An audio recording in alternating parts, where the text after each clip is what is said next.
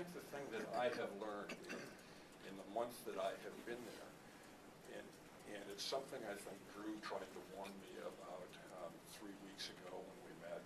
I'm meeting with Cam here today or tomorrow. Wow. Tomorrow. It is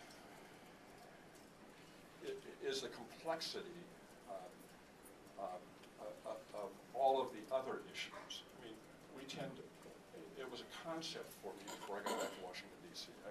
I knew that we were going to be dealing with OCS. I knew we were going to be dealing with NPRA issues. I knew that we were going to be dealing with volcanoes.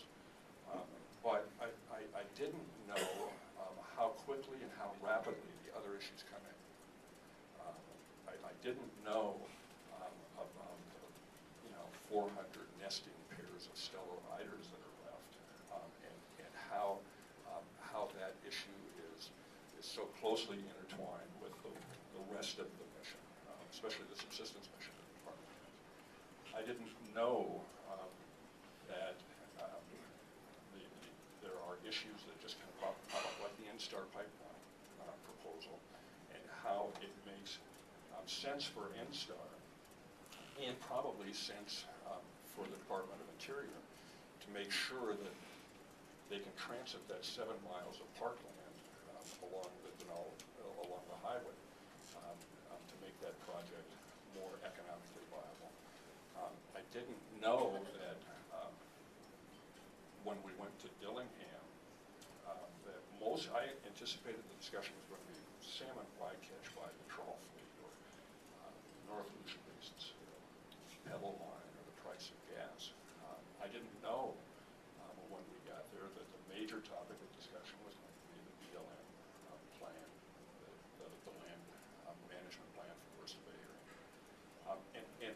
And so I think that what I have come to realize, and I think what the Secretary is coming to realize, is that when we talk about those legacy issues, those things that we want to look back over our shoulder 4 years or 8 years from now, when we think about those issues,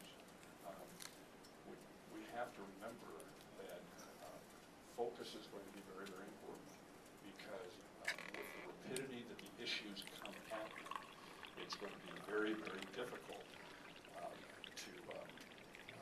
to keep your focus on the bigger goals. And I think for our state, we know what those bigger goals are. OCS. I can tell you that there is going to be an energy plan that comes out of this administration. I think the news that you heard, I don't think you even had to listen carefully to the Secretary, but in Dillingham and in Anchorage, his message was that production is part of the energy plan. And you heard him go a step further, and you heard him say that production from offshore regimes is part of the energy plan. What you didn't hear him say is where that production will occur and how it will occur. I mean, those are still decisions to be made. And I'm comfortable with the fact that when those decisions are made, they're going to be made in a balanced way.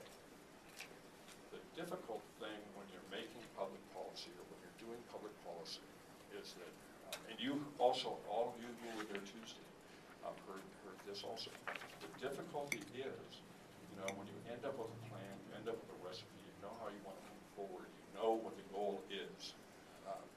When you look at the final product through the prism of all of the different constituency groups, I suspect that when a plan is presented and we begin to move forward on it, I suspect that everybody that's looking through a different prism is going to say, that plan is not perfect. But I also feel very, very comfortable that there will be a plan. There will be a plan that moves forward, that recognizes the value of the oil and gas resources that this state has. And it is going to be the kind of plan that you can rely on as you're making business decisions. It's going to be the kind of plan that the state can rely on as we try to secure our economic future. I told Ralph before I sat down that lucky that we're out of the business that we had been in before. And I told Ralph that I was tempted to steal some of his stump speech, because I think Ralph has articulated, kind of the financial bumps the state has ahead of us. And I think he and I and many other legislators recognize that the future is going to be difficult, and the future is going to have to include production. I will just wrap up. I want to leave plenty of time for questions and answers, so I'm just going to wrap up by saying that I hope you were listening when you heard the Secretary say that one of his major goals for Alaska is going to be getting an Alaskan gas pipeline, monetizing the assets that we already know we have on those slopes. And he is committed to that. He's committed to it because it makes sense, but he's also committed to it because it was a campaign pledge by the new president, and the new president is committed to it. I know that Drew probably listened very, very closely through the campaign about what the new administration is going to try to do. I think the difficulty on some of these issues is going to be, I had a concept of how the bureaucracy works. I was part of the bureaucracy here in Alaska, and then I became a legislator, and I watched the bureaucracy closely.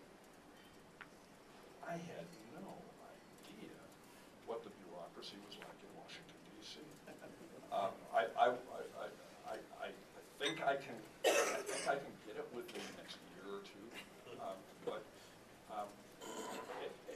I think right now we're kind of in this mode when it comes to energy development, when it comes to global warming, when it comes to renewable energy. Invite me back in 6 months, and maybe I can tell you or give you some kind of a glimpse of how things are shaking out. I work for a very strong personality. The secretary has a good relationship with the president, has a good relationship with his former colleagues on the Hill. But I can tell you that energy, the Department of Energy, has to figure out what their role is on these issues on energy and global warming. Council on Environmental Quality has to do it. We want to do it. I think in the end we're going to have the major role in this. But it's difficult to tell you now who the policymakers are going to be on some of the big issues. Because I think each of the different secretaries that are going to be involved in especially the resource side of things, they're trying to get their arms around some of the same things that we're trying to get our arms around. None of the departments is fully staffed. And so I think we're still in that mode of trying to figure out not just where does it make sense to make some of these decisions. I mean, where is going to be the petri dish in which we start to grow some of these policies. But who may be capable of doing it? I feel comfortable that the Department of Interior is going to have an expanded role on global warming, on renewable energy. But I can't tell you exactly how big a role or who will be doing it because we're still putting the team together. And I'm just going to end on the team note by letting you know that we have filled what we call the Drew Pierce office. Drew has been gone from that office for a couple of years. It took me 4 weeks to get somebody to take her name off my door. I don't know if that says something about me or says something about Drew.